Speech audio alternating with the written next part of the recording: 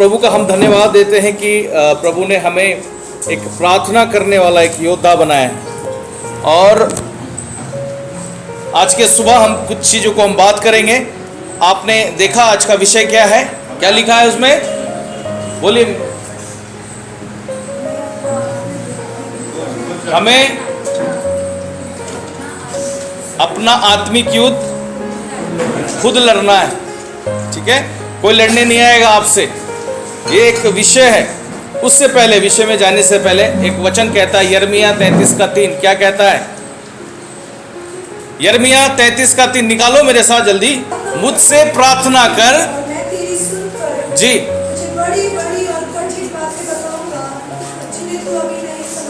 नहीं समझता। प्रभु का वचन कहता है कि मुझसे प्रार्थना कर और मैं तेरी सुनकर तुझे कठिन कठिन बातों को बताऊंगा जिसे तू अभी नहीं समझता है। कई बार हमको ऐसा लगता है कि थोड़ी देर में ही हम प्रभु के वचन को जान गए हैं, थोड़े समय में ही लगता है हमें प्रभु को हम जान गए हैं। इसीलिए अभी मैंने स्टार्ट में ही परमेश्वर का आत्मा ने एक बात को कहा था कि हम बहुत से परिवार, आप कमजोर है। मेरा एक सवाल है कि आप लोग कलीसिया में आते हो, विश्वास में हो। किसी से मैंने पूछा था, आप मसीह हो, आप क्रिश्चियन लोग हो या और कोई लोग हो? कौन हो आप मसीह में? क्रिश्चियन हो, ईसाई हो? कितने लोग ईसाई बैठे हैं यहाँ पे? बताओ मेरे को। ईसाई हो, कसाई हो, कौन बैठे हैं यहाँ पे? कितने लोग ईसाई बैठे हैं यहाँ पे? क्रिश्चियन कौन लोग है? बाइबल में कहीं शब्द है क्रिश्चियन शब्द? ईसाई शब्द है? मसीह तो यीशु मसीह के लिए कहा गया। फिर आप ईसाई कहां से बन गए? शीतल, तो वो तो ठीक है, बट ईसाई कैसे हो गए आप? आपको नाम ईसाई किसने दिया? क्रिश्चियन कहां से आ गए आप? बोलते ना कौन से है ना? क्राइस्ट से एक शब्द आया, क्रिश्चियन। क्राइस्ट शब्द जिसका संधि विच्छेद करोगे तो आप, लेकिन ईसाई शब्द सही नहीं है। तो आप और हम है कौन? कोई पूछेगा कौन हो तो क्या बोलोगे? हम, आप मसीह, तो यीशु मसीह कौन है फिर? मसीह एक ही है, वो यीशु मसीह है। कौन है? हम तो झगड़ा कर भी लेते हैं, किसी से कुछ बोलते हैं जय मसीह। हम मसीह ही है। क्या वो सही मसीह है? मसीह, हम परमेश्वर के संतान हैं। कौन है? हम परमेश्वर के संतान हैं, पुत्र और पुत्री। एक रिश्ता होता है माँ बाप और बच्चों के बीच में, उसके बीच में कोई जात, कोई भेदभाव, बस क्या रिश्ता है? एक पिता और एक पुत्र का रिश्ता, और दैट्स कुछ नहीं इसके अलावा। ठीक है, हमारी यही है जो हमारी बात है, हमारी यही एक बात है, हम उसके संतान हैं। यहाँ परमेश्वर का वचन कहता है क्या करना है? मुझसे प्रार्थना कर और मैं तुझे, तेरी सुनकर तुझे बड़ी बड़ी बातों को बताऊंगा। ठीक है, आज हमें कई बार आपकी स्थिति, आपकी परिस्थिति, आपका जीवन कहाँ जा रहा है आपको खुद मालूम नहीं होता, राइट? जहां मन करता है, लिखा है ना वचन में, जहां हवा का मन करता है वो उधर ही चले जाता है। आपको मालूम नहीं चलता है कि आपका जीवन कहाँ जा रहा है। एक स्तर परमेश्वर ने बनाया, एक रास्ता आपके लिए, हमारे लिए बनाया, उसके अलावा आप ट्रैक से बाहर नहीं जा सकते, राइट? तो परमेश्वर का वचन कहता है कि जो तुम मुझसे मांगोगे, प्रार्थना करोगे, मैं तुम्हें बताऊंगा, है ना? मैं तेरी सुनकर तुझे एक रास्ता बताऊंगा, एक तरीका बताऊंगा तुझे कैसे जाना। ये हाथ रख के नहीं आएगा, ये आपके लिए कोई प्रार्थना करेगा तो नहीं आएगा, ठीक है? बट लेकिन आप जब प्रार्थना करोगे तो प्रभु बताएगा कि आपका जीवन कहाँ जा रहा है। उसके लिए क्या करना पड़ेगा? और कैसी प्रार्थना? सुबह उठे, प्रभु खाने जा रहे हैं, प्रभु काम पे जा रहे हैं, आशीष देना, आप हमारे आने जाने में सहायता मदद करना, क्योंकि आप मेरे बॉडीगार्ड हो, मैं आपका मालिक हूँ। तुम्हारे आने जाने में मैं कुछ भी करूँ, रास्ते में इधर भी देखूँ, उधर भी देखूँ, ये भी झगड़ा करूँ, वो भी झगड़ा करूँ, प्रभु तू मुझे संभालेगा। क्यों? क्योंकि तेरा वचन कहता है। प्रभु मैं कमांड करता हूँ, प्रभु मैं आज्ञा देता हूँ, और मैं इधर भी देख रहा हूँ, उधर भी देख रहा हूँ, उसको भी झगड़ा कर रहा हूँ, उससे भी झगड़ा कर रहा हूँ, उसकी भी बुराई कर रहा हूँ, और क्या कह रहा हूँ? तेरे वचन में लिखा है। क्या कह रहे हैं? तेरे वचन में लिखा है। तो क्या जो वचन में लिखा पूरा हो जाएगा? क्यों नहीं होगा? क्योंकि आप जो प्रार्थना में बैठे हो प्रभु के अनुसार बैठना, आप अपने अनुसार से नहीं बैठ सकते प्रभु के साथ। अपने जीवन अपने अनुसार से व्यतीत नहीं कर सकते हो। इसीलिए कहा वचन क्या हो गया? वचन देदारी हुआ। यानी जो लिखा था, एक वचन, एक बाइबल, एक आयत आ गया हमारे सामने, इसको यीशु मसीह बोलते हैं। लिखा है ना, वचन देदारी हुआ और संसार पे क्या हो गया? प्रकट हो गया। देदारी हुआ मतलब एक रूप ले लिया। वो रूप किसका था? यीशु मसीह का। अगर आपको कुछ चीज देखना है तो कहाँ देखना है? यूट्यूब पे देखना है, टीवी में देखना है, बाइबल में देखना, कहाँ देखोगे? यीशु मसीह के चरित्र में ये नजर आ जाएगा। पूरा बाइबल आपको यीशु मसीह के चरित्र में नजर आ जाएगा। इसीलिए कहता है कि क्या करना है? मैं तुझे कठिन से कठिन बातों को क्या करूंगा? आराम से बैठना बेटा, ठीक है? एकदम आराम से बैठना है एलेक्स भैया के बगल। तो परमेश्वर का वचन कहता है कि मैं तुम्हें कठिन से कठिन बातें बताऊंगा। इसलिए क्या करना है? आप लोग अपने घर में रहते हो और मुझे पता है, इसलिए मैं आपको इंडिकेशन दे रहा हूं ताकि आप अपने परिवार में, आपकी गवाही आनी चाहिए, ठीक है? आपको जो प्रभु ने किया है पूरे हफ्ते आप लोगों के जीवन में इसी बात की चर्चा होनी चाहिए, ठीक है? हम अब आते हैं अपने पॉइंट पे, सुनते हैं क्या क्या आज का टॉपिक है। जोर से बोलेंगे एक बार। हमारा आत्मिक युद्ध हमें खुद लड़ना है। इससे आप क्या समझते हो?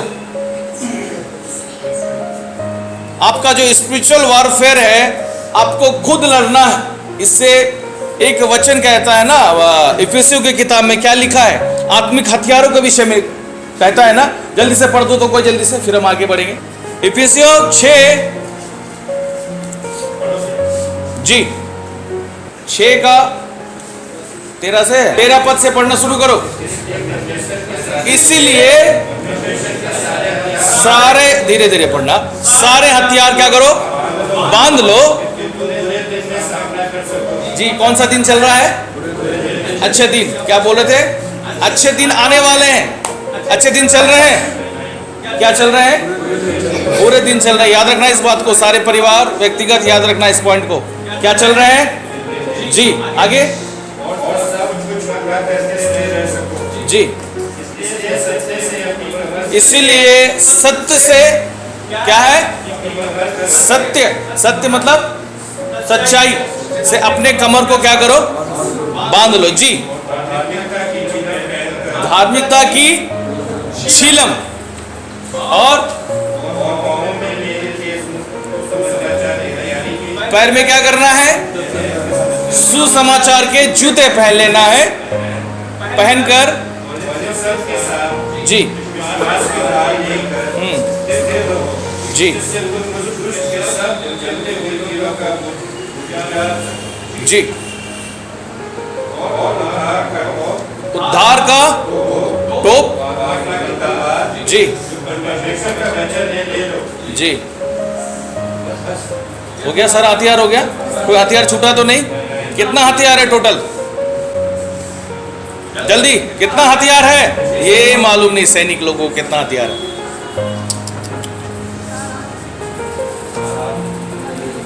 दूसरे के घर में क्या है, कौन सा कंपनी का है, सब मालूम रहता है हम लोगों को। किसने कौन सा फोन खरीदा, क्या चल रहा है। कितना है? पक्का 7 लॉक कर दिया जाए। कितना हथियार है आपके पास? ये किसके पास दिया गया है? एक एक आदमी को दिया गया। आपके घर में एग्जाम्पल आप 4 लोग हैं तो कितना हथियार हो गया? 7 28 हथियार। अगर जिस घर में 4 है, ज्यादा तो और अच्छी बात है। कितना हथियार है? तो 28। राइट बेटा, कितना हथियार है? 28। 4 लोग अगर है तो बहुत अच्छा। नहीं कोई बात नहीं, रोको मत बच्चे को, जवाब दे रहे हैं वो पास्टर लोग। यही तो विश्वासी को, ऐसे विश्वासियों को हम ढूंढते हैं। ये सब तो चुप रहते हैं हमारे सब। अगली बार सारे बच्चे बैठना सिर्फ यहाँ चर्च में। सारे बच्चों को, जितने बड़े सबको संडे स्कूल भेजेंगे, और जो हमारे बच्चे हैं सब ये बैठेंगे, ठीक है? 28 हथियार है। अब सोचो 28 हथियार के साथ में हम क्या है? बिल्कुल तैनात है। अब क्या करना हमें? ये हथियार क्यों दिया गया हमें?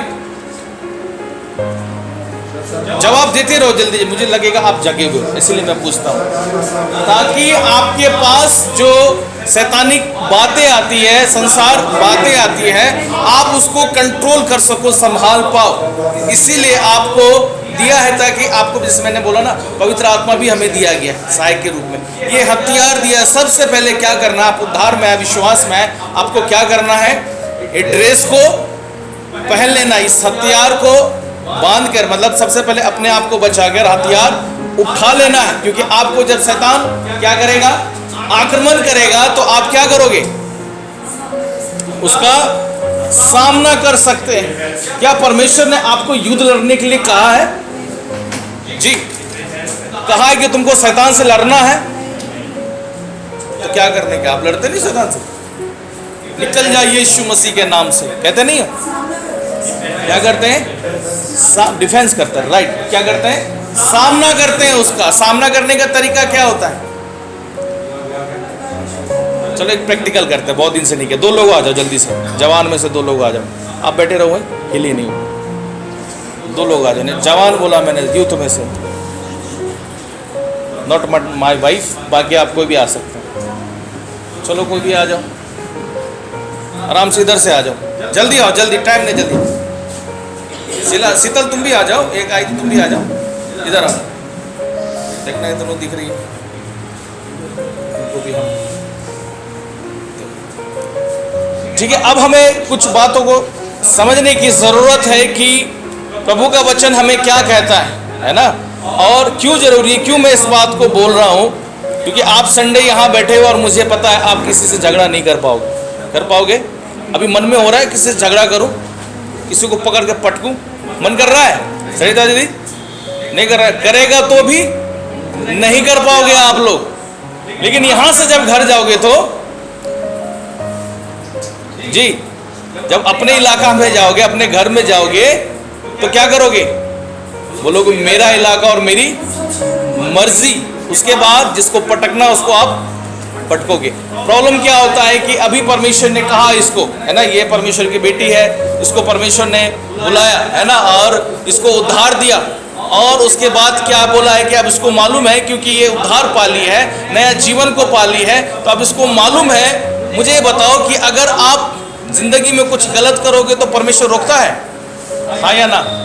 अगर कुछ गलत कर रहे हो उद्धार में आने के बाद, परमेश्वर रोकता है? हाँ या ना? रोकता है?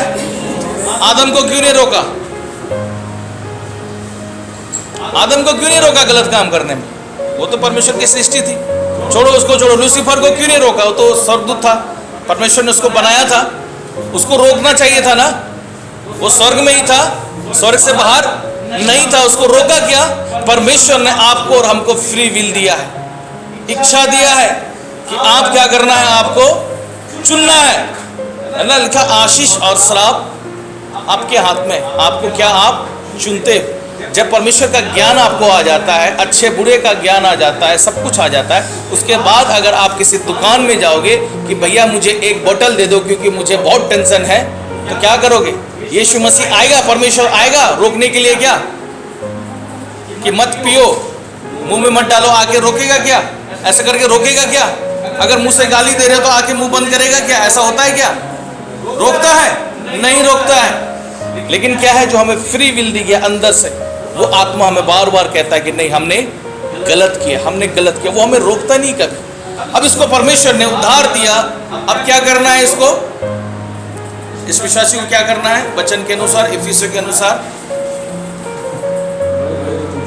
नहीं, पहले हथियार पहन लेना है, ड्रेस पहनना है इसको, ठीक है। अपने आत्मिक ड्रेस के विषय में बात कर रहे हैं, आत्मिक ड्रेस पहन लेना है इसको। उसके बाद क्यों जरूरी है? क्योंकि जैसे ये उद्धार में आएगी, ये बोलेगी मैं आज से गाली देना छोड़ दी, मैं आज से जो है बुराई करना छोड़ दी। बहुत ऐसी बातों को ये जब बोलना शुरू करेगी, मैं प्रेम करने के लिए सीख गई, तो उसके बगल में कोई एग्जाम्पल दे रहा हूँ मैं शीतल के लिए, ठीक है। ऐसे मत देखना उसको, एग्जाम्पल दे रहा हूँ क्योंकि मैं उसको कुछ और बनाने जा रहा हूँ। उसको परमेश्वर का बेटी बनाया है, उसको किसी और का बेटी बनाएंगे अभी हम। यहाँ परमेश्वर का अब इसका क्या है, जो बगल में दुष्ट की जो शक्तियाँ हैं, वो अब इस पर क्या करेगी? क्यों? क्योंकि इसी में से निकल कर गई है वो। ध्यान से सुनना, पहले कहाँ थी ये? इसी के पास थी, इसका एड्रेस क्या था, इसी के अंदर था। जैसे परमेश्वर प्रार्थना किया गया प्रभु के अनुग्रह से ये चंगाई पे और ये निकलकर बस क्या कि निकलकर बाहर गई है। याद रखना ये उसमें नहीं गई है, अभी अंत का समय नहीं आया है कि नरक में चले गई, आग में जल गया, अब आने वाली नहीं है। ऐसा गलत फहमी मत रहना, क्योंकि ये संसार में उसी का राज चलता है। लेकिन एक समय आएगा जब परमेश्वर उसको सदा काल के लिए नरक कुंड में डालेगा, सदा काल के लिए। जब वो समय आएगा तब अभी क्या करेगा, निकल के वो कहाँ है, इर्द गिर्द घूमते रहेगी। इसके लिए इसको क्या था आदत, पहले प्रभु में आने से पहले बहुत जल्दी कोई भी बहुत जल्दी गुस्सा कर दी थी। लड़की है ना, ज्यादा क्या बोले, लड़की है तो बहुत जल्दी क्या करती है ये, है ना, या कह सकते हैं बहुत जलन रखती थी किसी को लेके, किसी का भी खुशी है बर्दाश्त नहीं कर सकते। अच्छी लड़की है, ऐसा एग्जाम्पल दे रहा हूँ, ठीक है, बाद में मत बोलना है इसको। किसी को भी कोई कुछ लेता था तो इसके अंदर जलन हो जाता था, अरे देखो उसके घर में, ये आदत था। लेकिन जब प्रभु यीशु मसीह में आए तो लोगों को बोलती कि चलो बहुत अच्छी बात है। लेकिन इसका जो वो शक्तियाँ हैं वो काम करती हैं, क्या करेगी, इर्द गिर्द इसके आसपास, इसके पीछे आ जा बेटा तू, ये इसके आसपास क्या करेगी, घूमती रहेगी। कहाँ मुझे मौका मिले और मैं क्या करूं, इसके सर पे हाथ रख दूं, बोलेगा आई एम विथ यू, मैं तुम्हारे जगत के अंत तक, क्या बोलेगा दुष्ट आत्मा, बेटी चिंता मत कर, बेटा चिंता मत कर, मैं जगत के अंत तक नहीं, इसके बाद भी नरक कुंड में भी तुम्हारे साथ हो, तू चिंता मत कर, तू बस जलन कर, है ना। इस प्रकार से, क्योंकि परमेश्वर का आत्मा भी हमारे पास होता है, उसके लिए क्या करना है, इसको वो आत्मा का पूरा जो ड्रेस दिया गया है उस प्रकार से, उसमें लिखा है ना, टोप के विषय लिखा है, झिलम के विषय लिखा है, एक ढाल के विषय में लिखा है, एक तलवार के विषय में लिखा है। वो क्या करता है, वो बचाता है। जैसे मैंने बहुत बार दो लोगों के बीच में एग्जाम्पल दिया था, अगर यहाँ पे एक लोगों को और खड़ा कर दिया जाए तो प्रॉब्लम क्या होता है, इसको शैतान भड़काता है ना। एग्जाम्पल जैसे कि अगर दो लोग इस घर में, दो बहन इसके साथ में या पति पत्नी साथ में, उसको बोलेगा देख पति को भड़का देगा या पत्नी को भड़का देगा, क्या कर तू, आपस में ही दोनों हथियार उठाएंगे, बोलेंगे रहने दे आत्मिक हथियार, पहले अपना हथियार निकालो, और दोनों क्या करना शुरू कर देंगे, लड़ना शुरू कर देंगे। अब प्रॉब्लम क्या होता है, आप विश्वास में आ गए, उद्धार में आ गए, लेकिन फिर भी आप इन चीज़ों को अगर कर रहे हो तो इसका मतलब कहीं ना कहीं आपको हथियार पहनने की ज़रूरत है। आपने उस हथियार को अभी तक पहना नहीं है, इसीलिए, वरना वो क्या करेगा, कभी ये हाथ पे रखेगा, कभी ये कंधे पे हाथ रखेगा, कभी आपके मुंह पे हाथ रखेगा, कभी आँख पे रखेगा, कभी आपके पेट पे, यही करेगा ये काम। क्योंकि आपने शरीर क्या कर रखा है, अपने खोल रखा है ना, कह रहा है कि आओ। इसीलिए क्या करना है, आत्मिक हथियारों से अपने आप को, जब ये जैसे ही हाथ रखेगा, सर पे क्या रखा था, किस चीज का, उद्धार का, बहुत भूल गए, नींद आ रहा है किसी को, बोलो जोर से हालेलुया, हाथ उठा के हालेलुया जी। क्या रखा था, अगर ये सर पे हाथ रखेगा तो इसके सर में क्या रखा है, उद्धार का टोप, और उद्धार देने वाला कौन है, परमेश्वर है। बोलेगा किसी ने मेरे उद्धार को छुआ है ना, तो वो अपने उद्धार को बचाएगा। और आगे क्या है, अगर इसके सामने छूता है तो क्या होगा शरीर को, क्योंकि ये झिलम कह रहा है, अगर कमर पे वार करता है तो क्या है, सत्य के कमर से बांध रखा है। अगर सामने से आता तो उसके हाथ में क्या है, विश्वास की ढाल और तलवार। तलवार किस चीज का, आत्मा की तलवार है इसके पास में। तो ये प्रत्युत्तर कैसे देगी, अगर इसके दो बीच में अगर उत्तर कोई आंसर, मतलब कोई लड़ाई हो गया, इसके और इसके बहन के बीच में या इसके परिवार के बीच में लड़ाई हो गया, तो कैसे उत्तर देगी ये, आत्मा के तलवार। लेकिन होता क्या है, आपस में ही भाई बहन, माँ बाप, पेरेंट्स और बच्चे आपस में ही क्या हो जाते हैं, भिड़ने लगते, लड़ने लगते आपस में। क्यों, क्योंकि आपने उस झिलम को, आपने उस चोंगे को नहीं पहना, इसलिए प्रॉब्लम होता है। धन्यवाद, है ना। प्रभु का धन्यवाद हो, इन बातों के द्वारा हमको समझने की जरूरत है कि किस प्रकार से प्रभु अपना काम करता है और प्रभु हमें सहायता करता है। कुछ बातों को मैं आपके सामने में रखना चाहता हूं कि किस प्रकार का आत्मिक हथियार के द्वारा परमेश्वर हमें एक बैटल में, यानी एक युद्ध में हम और आप शामिल हैं। उस युद्ध में हम क्या करते हैं, जितने लोग आपस में आप लड़ोगे उस युद्ध को हार जाओगे। प्रभु ने युद्ध लड़ने के लिए नहीं बोला, प्रभु ने कहा डर मत, मैं तुम्हारे साथ हूं। और कितनी बार बोला? 365 बार। हमारे लिए क्या है? डर मत, मैं तुम्हारे साथ रहने वाला। एक घटना आप जानते हो, वचन नहीं पढ़ाऊंगा मैं। पौलुस को सजा मिला था किसी चीज का। वो क्या सजा था? जब प्रेतों के काम आप 27 अध्याय में पढ़ते हो तो उसमें पौलुस को एक सजा के लिए कहीं लेके जा रहा था, और वो सजा ये था कि वो परमेश्वर का सुसमाचार प्रचार कर रहा था। इसीलिए उसको रोमी साम्राज्य ने क्या किया? पकड़ के बंदी बना के और उस नाव में, शिप में लेके, जहाज में लेके जा रहा था। नाव नहीं, एक जहाज था। जहाज में जब लेके जा रहा था, इस घटना को हम और आप सब जानते हैं, ठीक है? क्या होता है? अच्छे काम के लिए। किस काम के लिए? याद रखना, ये युद्ध जो है अच्छे काम के लिए, आपको सहायता मदद, जैसे आपको हथियार बोले, बहुत काम आएगा। और कैसे हेल्प करता है? अच्छे काम के लिए उसको सजा मिल रहा है। क्या लोग बोलते हैं ना, भलाई करना ही नहीं चाहिए, अच्छा डायलॉग बोलते हैं, भलाई करो तो हमें नुकसान उठाना पड़ता है। इसीलिए यहाँ परमेश्वर का वचन कहता है कि यहाँ पे जब यहाँ पौलुस जा रहा था और देखते हैं कि सुसमाचार सुनाने के कारण उसको दुख मिलता है और किस प्रकार से उसको सजा मिलता है, और जब वो जहाज में जाने लगता तो क्या होता है? अचानक आंधी तूफान उठता है। ठीक है, सबको कहानी मालूम है, जल्दी से बताता हूँ। आंधी तूफान आ रहा था, अब ऐसा स्थिति हो गया कि अब मरे, ऐसा स्थिति हो गया था। और वहां पे इस प्रकार से माहौल, आंधी तूफान आया। याद रखना, बहुत बार जब आप आत्मा में बढ़ोगे, आत्मिक जीवन में बढ़ोगे, जब इस हथियारों को लोगे, आपके पास आंधी तूफान आना शुरू हो जाएगा। जब तक आप पापी होके जी रहे हो ना, जब तक आप झगड़ा कर रहे हो, जब तक आप गाली दे रहे हो, जब तक आप संसार में हो, उसको कोई प्रॉब्लम नहीं। किसको? शैतान को कोई प्रॉब्लम नहीं, सब कुछ ठीक रहेगा। लेकिन जैसे आप आत्मिक काम करना शुरू करोगे, बुराई के बदले भलाई करना शुरू करोगे, आत्मिक वचनों को बोलना शुरू कर दोगे, तो क्या हो जाएगा? खलबली मच जाएगा और आंधी तूफान आना शुरू हो जाएगा। बहुत बार आपने बाइबल पढ़ा, आप देखा किस प्रकार से आंधी और तूफान का सामना करना पड़ा। जब आंधी तूफान आता तो क्या होता है? आदमी स्थिर नहीं हो सकता है।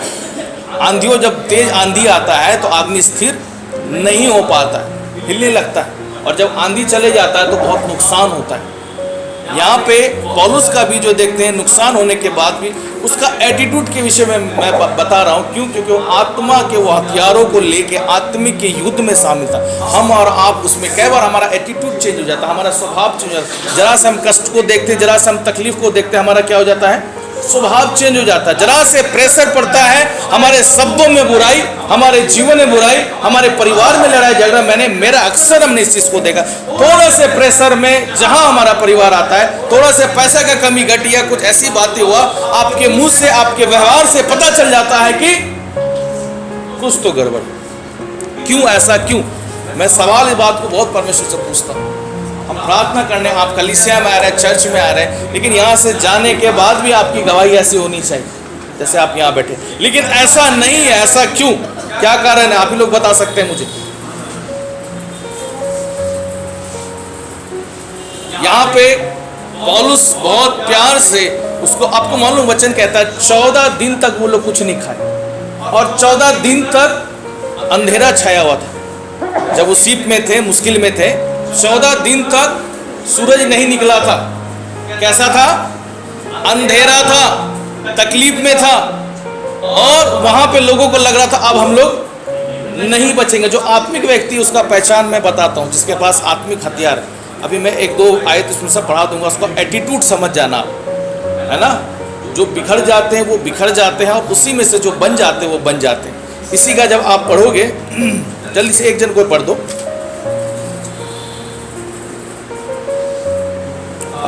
प्रेतों का काम, उसका 27 अध्याय, उसका 33, 33, 34 और 35, जल्दी से कोई पढ़ दो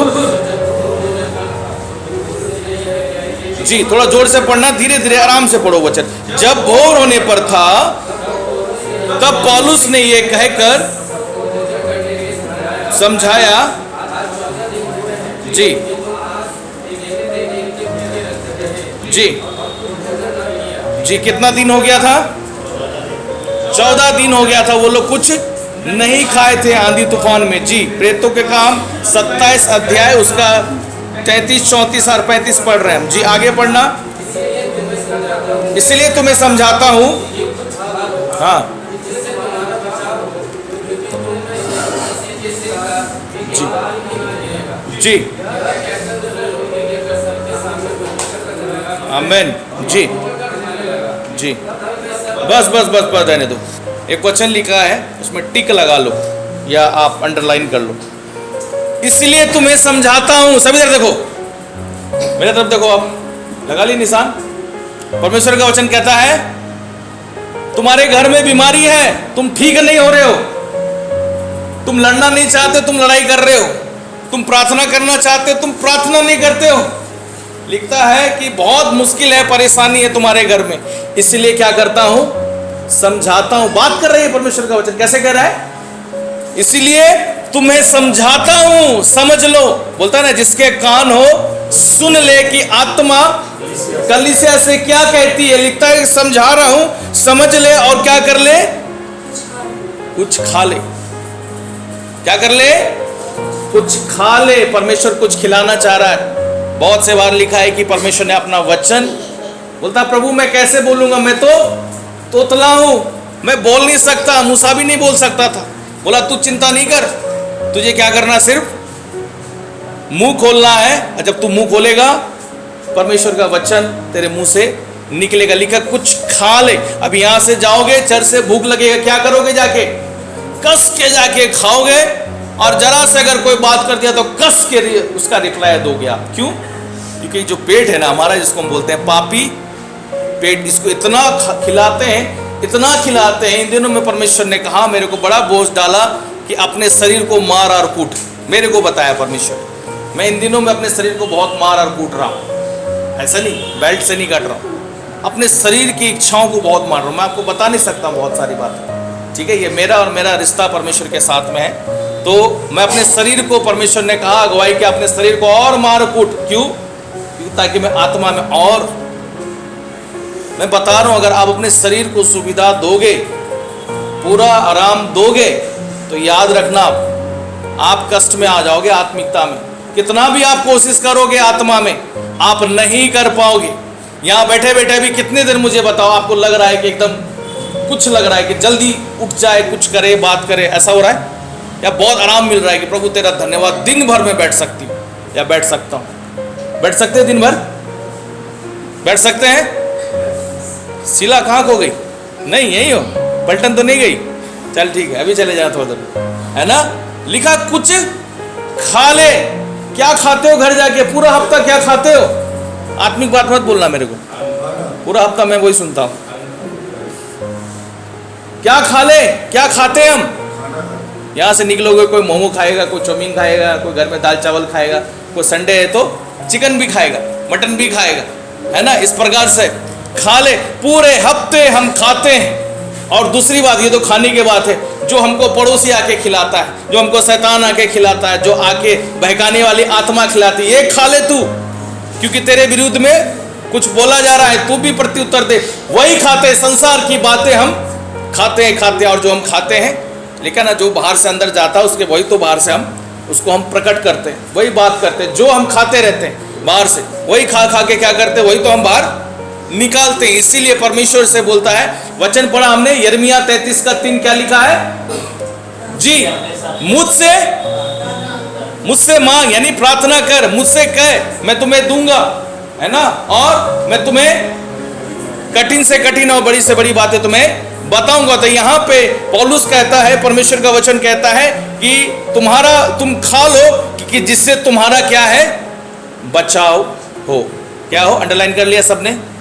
अपना अपना बचाव चाहते हो, अपना व्यक्तिगत जीवन का बचाव चाहते हो। एक मंत्र बता रहा हूं, परिवार का बचाव चाहते हो कि परिवार ना टूटे, रिश्ता ना टूटे, आपकी चीजें जो है नियंत्रण से बाहर ना जाए।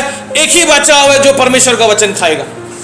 आज जितना भी मेहनत हो रहा है वचन हो रहा है आपके पीछे, है ना, इसका बचाव आपको खाते चले जाना, जो मैं आपके सामने बोल रहा हूँ, ठीक है, आपको खाते चले जाना, इसी से बचाओ, उसके अलावा कोई बचाओ नहीं। मैं आऊंगा, प्रार्थना करूंगा, उस समय थोड़ी देर के लिए दुष्ट आत्मा जो झगड़ा करने वाला है या जो भी चीज है वो निकल जाएगा, लेकिन बाद में फिर वो टहलते हुए आ जाएगा। अच्छा चले गए आपके पास नहीं जाए, ठीक है, बढ़िया, बकवास कर रहे थे फालतू का, वो बार बार आ जाते हैं, क्यों आते तुम्हारे घर में, है ना, इस तरीके से बातों को वो बोलेगा और फिर आपके साथ में क्या करेगा, आओ दोस्त हम लोग बातें करें, बहुत आत्मिक बातें हो गई, ठीक है। इस प्रकार से हमारा और आपका बचाव है, इसलिए लिखा, और बहुत अच्छा एटीट्यूड है लिखा, क्योंकि तुम में से किसी के सिर का एक भी बाल, आमीन, जोर से कहे आमीन, क्या लिखा है, तुम्हारे में से किसी का भी एक सिर का बाल, लगता है ना कई बार परिवार कि मेरे हाथ से गया, चीजें खत्म हो गया, लिखा एक भी सर का बाल,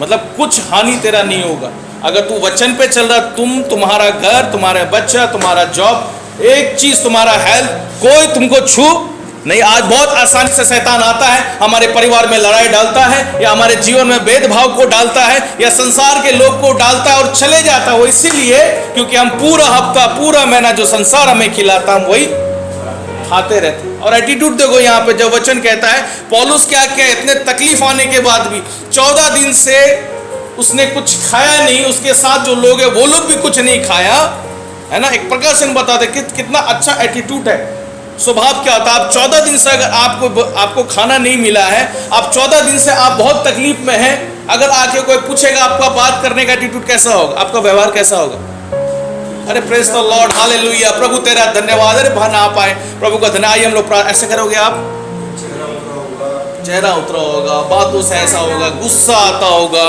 लगता होगा किसी को फाड़ खाए, किसी के बारे में ऐसे बोलेंगे। 14 दिन से आप कुछ नहीं खाए हो, बहुत तकलीफ है, आपके घर में पानी नहीं है, राशन नहीं है, बहुत तकलीफ में आप, कोई आके बोलेगा आइए हम प्रार्थना करते हैं आपके साथ, क्या करोगे आप, मैं जाऊंगा आपके घर में दुआ करने, अरे पादरी साहब मेरे घर में तो 14 दिन से लाइट नहीं है, हम खाना नहीं खाए, आप दुआ करने की बात कर रहे हो, क्या होगा हमारा एटीट्यूड, बोलेगा लाइट आने दो, जैसे भैया ही बता रहे थे मेरे को, लाइट चला गया, मैं पंखा घुरा था, बहुत तेज, है ना, प्रभु का धन्यवाद हो, थोड़ी देर में हम परेशान हो जाते हैं। 14 दिन में क्या एटीट्यूड होगा आपका, 14 दिन से, है ना, कोई ऐसा चीज आपको सता रहा है, आप तकलीफ में, आप बिस्तर में हो, पेट दर्द है आपको, सर दर्द है, कोई बीमारी होगा, 14 दिन से आप बिस्तर में पड़े हो, आपका व्यवहार कैसा होगा। जब मैं आपके सामने कोई मिलने आएगा तो कैसा जवाब दोगे, अरे पूछो मत, मेरा तो हालत खराब है, मत पूछो मेरा स्थिति क्या है 14 दिन में, लगता है कि प्रभु छोड़ दिया है मेरे को। और उसका एटीट्यूड कैसा था, यहाँ पे क्या कहा उसने, बहुत प्यारा शब्द, ये कहकर उसने रोटी लेकर सबके सामने, किसके सामने, सब मुश्किल में थे, सब परेशानी में थे, कहा पूरा दुनिया जो है, आप देखो कोविड के टाइम पे भी परेशान हो रहे थे, बहुत से लोगों गवाही, लोगों के पास खाना नहीं था, लेकिन बहुत से लोग बोलते हैं हम कोविड में बहुत अच्छा से खाए। आप प्रार्थना के द्वारा आप बचे, है ना, अद्भुत काम परमेश्वर ने आपके और हमारे जीवन में किया। और यहाँ पे क्या कहा, परमेश्वर का धन्यवाद किया और रोटी तोड़कर, किसने, पौलुस ने। याद रखना, आप ऐसा आशीषित व्यक्ति हो, परिवार हो, आपके पास रहने वाले लोग भी अगर जो नेगेटिव है वो पॉजिटिव हो जाएंगे। याद रखो, ध्यान से सुनो, आपके पास में वो सामर्थ्य है, आपके पास वो हथियार है, आपके इर्द गिर्द जो लोग जो नेगेटिव है वो भी पॉजिटिव हो जाएंगे। क्यों, क्योंकि यहाँ पे उसके साथ और भी लोग थे शामिल, जो लोग सोच रहे थे अब हम मर जाएंगे, कुछ हम लोगों के लिए आशा नहीं। लेकिन पौलुस क्या कर रहा है, अपने आप को तो संभाला है, लेकिन अपने साथ में औरों को भी संभाला है कि आओ हम। उसके बाद लोग क्या करते हैं, खुश हो जाते हैं और खुशी खुशी भोजन करते हैं। लिखा एक आदमी चाहिए, क्या चाहिए, एक आदमी, मैं इसीलिए बात की गारंटी देता हूं, एक आदमी एक परिवार में चाहिए जो इस हथियार को बांध ले और वो खड़ा हो जाना प्रभु की, ये मेरा परिवार है, ये मेरा बच्चा है, या मेरा जॉब है, मेरी चीजें, और मैं खड़ी होती हूँ या मैं खड़ा होता हूँ और देखता हूँ कि शैतान का तीर कैसे हमारे परिवार में, हमारे जीवन में, हमारे अंदर काम करता है। बस जरूरत है कि आपको एक आदमी को डिसीजन लेने का। प्रॉब्लम क्या होता है, एक ने नहीं लिया तो दूसरा भी नहीं लेता है, पति ने नहीं लिया तो पत्नी भी बोलती पति को मतलब नहीं है तो मुझे, है ना, या पत्नी नहीं ली तो पति को भी कोई मतलब ज्यादातर यही होता है। और बच्चे क्या बोलेंगे, देखो माँ बाप हमें सिखाना चाहिए प्रार्थना करने के लिए, माँ बाप खुद झगड़ा कर रहे हैं, हम भी नहीं करते। तो बच्चे ये बात ऑप्शन देते हैं, बड़े बच्चे, छोटे बच्चे छोड़ो, इस बात का ऑप्शन देते हैं वो। लेकिन एक आदमी अगर आप में से, परिवार में से कोई हथियार लेकर खड़े हो जाओ, प्रभु कहता तू और तेरा परिवार सब उद्धार पाएगा, परिस्थिति को बदल देगा। यहाँ पे पौलुस बदल दिया सारे परिस्थिति को। जितने नेगेटिव थॉट थे, जितनी मुश्किल परेशानी थी, इतना समय से जो आशा नहीं था, पौलुस ने एक आशा बांध कर रखा था। उसको मालूम था उसका बुलाने वाला कौन। उसने सारे परिस्थितियों को, जो जहाज में बैठे थे, जिनके अंदर मौत का छाया बना हुआ था, उन सारे सोच विचार के लोगों को बदल डाला। आगे बहुत ऐसा काम किया, लेकिन वो गया किस लिए था तकलीफ में? अच्छे काम के लिए। अब अच्छे काम के लिए अगर तकलीफ में हो तो प्रभु को धन्यवाद देना, बुरे काम के लिए नहीं इधर उधर की बात करके, लेकिन अच्छे काम के, आप प्रार्थना के कारण आपको कोई गाली दे रहा है, प्रभु को धन्यवाद देना। प्रभु तेरा धन्यवाद कि कोई मुझे ऑब्जर्व कर रहा है कि बहुत प्रार्थना करने वाले, कोई आत्मिक बात बोलने के लिए, कोई चर्च जाने के लिए आपको बोल रहा, प्रभु को क्या करना? धन्यवाद देना इस बात के लिए। क्यों? क्योंकि कोई आपको देख रहा है ना, ऑब्जर्व कर रहा है इस बात के लिए। और देखते हैं किस और भी बातें था, लेकिन मैं यहाँ बोल के एंड करता हूँ, समय हो रखा है। प्रभु को हम धन्यवाद देते हैं कि प्रभु ने हमें ऐसा रखा, इसीलिए हम चाहते हैं, एक बोझ है हमारा कि आप सबके परिवार में एक बड़ी बड़ी गवाही। कहने का मतलब ये है कि प्रभु का आत्मा इस बात को कहता है कि आप लोग पूरे हफ्ते अपने घर में होते हैं, कोई भी शैतान को मौका मत दो आप लोग, ठीक है? आपके परिवारों से गवाही होनी चाहिए, है ना। और इसीलिए आप हथियार बांध करके जो प्रभु ने हमें दिया है उसको हमको रखना है, ताकि हम उसका सामना जो है एक दूसरे से लड़के नहीं, लेकिन आत्मिक बातों से। लिखा है ना, ये युद्ध हमारा मांस और लहू से नहीं है। किससे नहीं है? मांस और लहू से नहीं है हमारा लड़ाई, है ना। कई बार जो चीजें हमारे बीच में गलत फहमियां को डालता है ना, उसके द्वारा, ताकि हम प्रार्थना ना करें, उसके द्वारा हम कलीसिया ना जाए, उसके द्वारा हम वचन ना पढ़ें, उसी समय शैतान को आपको डांटना और अपने आप में देखना है कि प्रभु आपको वो हथियार दिया। कौन सा हथियार छूट गया, तो उस हथियार को हर समय पहन के रखना। प्रभु अपने वचन पे हमें आशीष दे। हम छोटा सा प्रार्थना करते हैं। प्रभु यीशु मसीह के नाम से जो हमने सुना है, परमेश्वर का वचन जो सत्य है और जो काम करता है, इस वचन के अनुसार बीज बोने के लिए हम प्रार्थना करते हैं। जितने परिवार आज, जितने लोग सुन रहे हैं, यीशु मसीह के नाम से उस हथियार के द्वारा जो शैतान हमें गिराने की कोशिश करता है, हमारे परिवारों को खत्म करने की कोशिश करता है, यीशु मसीह के नाम से ओ खुदावन का वचन हम लेते हुए उन सारी चीजों का हम सामना कर सके, क्योंकि परमेश्वर हमारे और है। और प्रभु चाहता हम डरे नहीं, लेकिन हम खड़े होकर परमेश्वर के उद्धार का काम को देख पाए अपने जीवन में। हम बदला लेने वाले नहीं, हम बदलने वाले नहीं, लेकिन सब कुछ परमेश्वर हमारे साथ करने वाला है। बस प्रभु चाहता है कि हमें खड़े रहना है प्रभु के समय तक। इसलिए अपने परिस्थितियों को जो आप बदलते हुए देखते हैं, अपने परिवार को बहुत समय हो गया है बदलते हुए चीजों को, हालतों को, लेकिन प्रभु चाहता बस आप अड़े रहे और खड़े रहे, कमर बांध दृढ़ हो जाए। परमेश्वर का वचन कहता है तू खड़े खड़े परमेश्वर के उद्धार को, काम को देखेगा अपने जीवन में, अपने परिवार, अपने बीमारी में, अपने तकलीफों में, जो अब तक नहीं आने वाले समय में होगा। बस प्रॉब्लम यह है कि हम, प्रभु चाहता है कि हम प्रत्युत्तर ना दें, हम किसी बात को रिवेंज ना ले, हम किसी बात का बदला ना ले, लेकिन खड़े खड़े परमेश्वर से प्रार्थना करें। और प्रभु कठिन कठिन बातों को हमें बताएगा और दिखाएगा अपने जीवन। प्रभु इस वचन के अनुसार प्रभु मैं प्रार्थना करता हूं, जितने तेरे लोग यहाँ सुन रहे हैं प्रभु जी, और लोग सुनेंगे खुदावन, हम प्रार्थना करते इस वचन के अनुसार खुदा तेरे लोग के परिवारों में खुदावन वो आत्मिक हथियार प्रभु जो तूने दिया है खुदा, यीशु के नाम से उस बैटल में, उस युद्ध में हम शामिल है खुदावन। और प्रभु तेरा वचन कहता है जय हमारी है परमेश्वर। प्रभु जी खुदा हम तेरा धन्यवाद करते हैं, जितने परिवार यहाँ बैठे हैं यीशु मसीह के नाम से पिता परमेश्वर, जब ये प्रभु मुश्किल परेशानी में पड़ते हैं प्रभु जी, खुदा अपने परिवार में हारे हुए महसूस करते हैं, खुदा हम प्रार्थना करते हैं यीशु के नाम से इन वचनों के द्वारा इनको सामर्थ्य देना प्रभु जी, ताकि ये प्रभु आपस में बदला ना ले प्रभु, लेकिन परिवार मिल के खुदावन शैतान की तमाम योजनाओं को, तमाम कल्पनाओं को खुदावन, तमाम तीर को यीशु मसीह के नाम से सफल करने वाले हो सके प्रभु जी। खुदा हम ये प्रार्थना करते हैं कि वचन प्रभु इनके साथ होने पाए, पूरा हफ्ता इनको संभाल के रखना प्रभु, ताकि आने वाले इस हफ्ते में जब हम सुने खुदावन प्रभु इनके परिवार में तेरी महिमा होने पाए खुदावन। इसलिए तूने पति पत्नी बच्चों को जोड़ा है प्रभु, उद्धार मिला है, ताकि इस परिवार के द्वारा प्रभु आपको महिमा मिले खुदावन, ताकि शैतान का कोई अधिकार किसी परिवार में ना रहे प्रभु। सबके सब परिवार प्रभु तेरे नाम से आजाद किए हो जाए धन्यवाद करते हैं प्रभु जी, सारा आदर महिमा आपको देते हुए फिर से मीठी संगति के लिए, अच्छे संगति के लिए प्रभु हम तुझे धन्यवाद देते। आदर महिमा आपको देते हुए सुनने वाले के लिए पिता परमेश्वर तेरा धन्यवाद। आदर महिमा आपको देते, प्रार्थना यीशु के नाम से मांगते हैं, आमीन आमीन।